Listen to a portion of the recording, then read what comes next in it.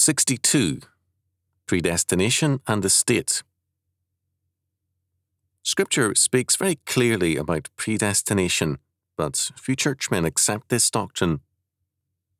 They prefer to approach God and His Word as a resource available to man, and hence that which offends their sense of autonomy is disregarded.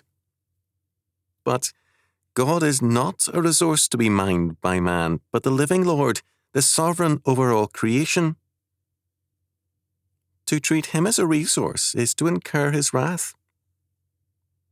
Churches which overlook predestination, God's sovereignty in favour of salvation preaching, which then becomes man-centred, are dishonouring God at the least.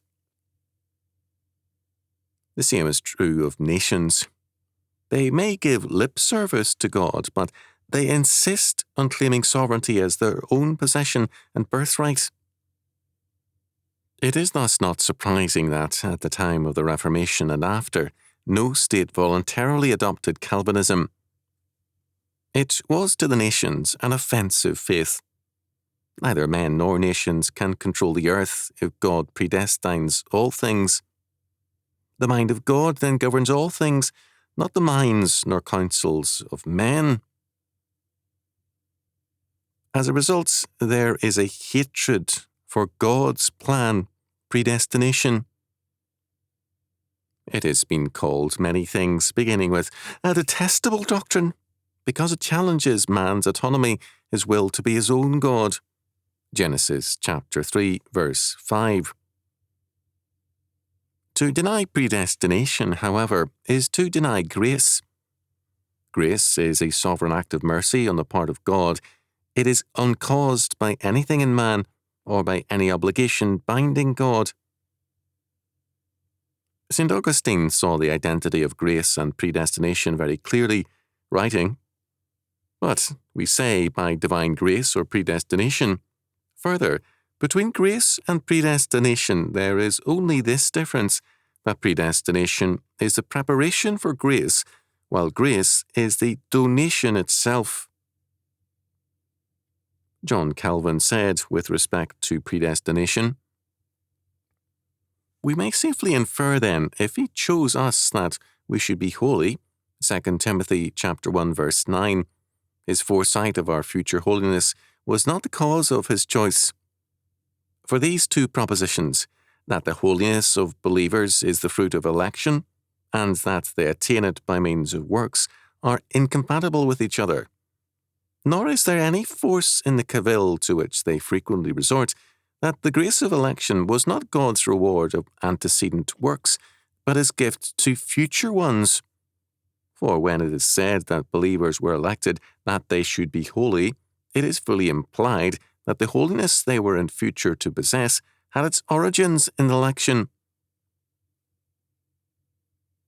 If man's works are the results of God's predestination, then so too are the works of nations. Isaiah chapter 40, verses 15 to 17.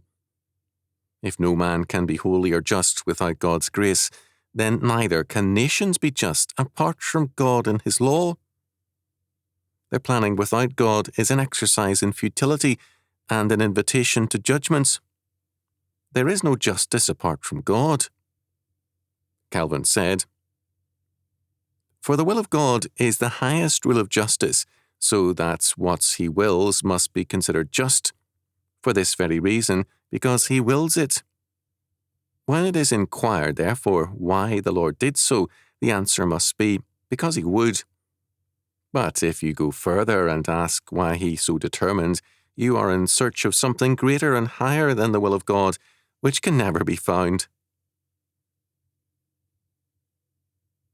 Because God is the creator and governor of all things, morality and justice are determined by His nature and appear in men by His sovereign, predestinating grace." Calvin added, "For, as Augustine justly contends, it is acting a most perverse part to set up the measure of human justice as the standard by which to measure the justice of God. This, however, is what men and nations and churches as well routinely do. They set up their own standards of justice or salvation and insist that their standard is God's also, A good example of this in the realm of the state is Louis XIV. He was confronted with God's predestination by two groups in France, the Huguenots and the Jansenists. The Huguenots, or French Calvinists, in 1661 are estimated to have numbered between 850,000 and 1 million persons, about 4 or 5% of France's population. Their influence and power far exceeded their numbers, however. They were, of course, strongly predestinarian in faith. The Jansenists were so named because of their leading churchman, Bishop Cornelius Jansen of Ypres, 1585 to 1638. An Augustinian, Jansen grounded salvation in God's predestination. The French Catholic Church was Gallican and semi-independent of the Pope.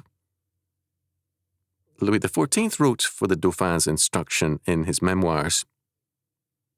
You should therefore first rest assured that kings are absolute lords and naturally have free and full disposition of all the goods possessed by clergymen as well as by laymen. Louis XIV took the initiative in moving against both Huguenots and Jansenists. Rome was not marked by the same zeal against Jansenism that marked Louis XIV. Clearly, Louis XIV wanted a united France, and both Huguenots and Jansenists were seen as divisive and had to be suppressed. But this was not all. The king saw himself as absolute lord over church and state. If determination rested in God rather than the king, then the king's absolute lordship was nullified. Of Jansenists, we are told, the king hated them more than he hated the Protestants, and much more than atheists.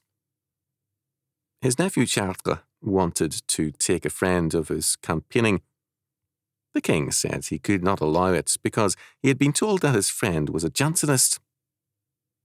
Fontpertuis, a Jansenist, said the Duke, astonished. I very much doubt if he believes in God. The king said in that case he would make no objection.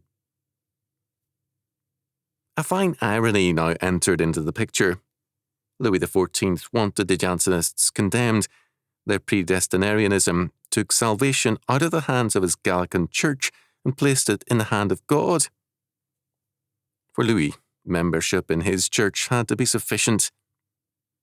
Together with the Jesuits, he exerted pressure on Rome to condemn Jansenism. Louis's condemnation was not enough. The result, after much pressure, was Clement XI's bull, Unigenitus, September the 18th, 1713. While directed against Gesmel, a leading Jansenist, it struck at the Jansenist doctrine of sovereign grace. Louis wanted a chained Bible and chained grace, that is, a state-controlled religion. There was nothing new in all this. From the early medieval era, rulers had sought to chain the church to their reasons of state. In England, this was a constant problem. Henry V, more than a century before Henry VIII, assumed the role of the supreme governor of the Church of England without that formal title. In this, he did what his predecessors had done.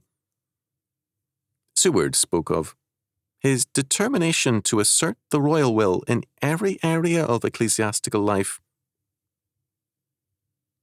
The persecution of religious dissidents was undertaken by Henry V. To believe other than the king believed was an affront to his majesty and divine right. The Reformation, quote, settlement, end quote, was in terms of prerogatives of state.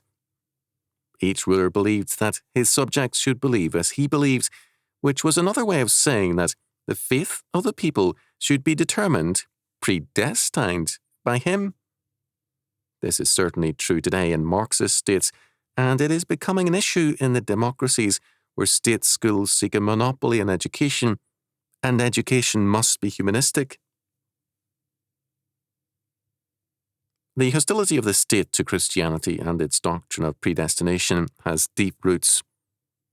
The pagan doctrine of the state saw it as a monopoly power over every sphere of life and thought. It held in effect that As water is the sphere of life for a fish, and completely so, the state likewise must be man's sphere. The modern state has revived and amplified that claim, having the instruments of modern technology to enhance its powers. The battle of the early church is being fought again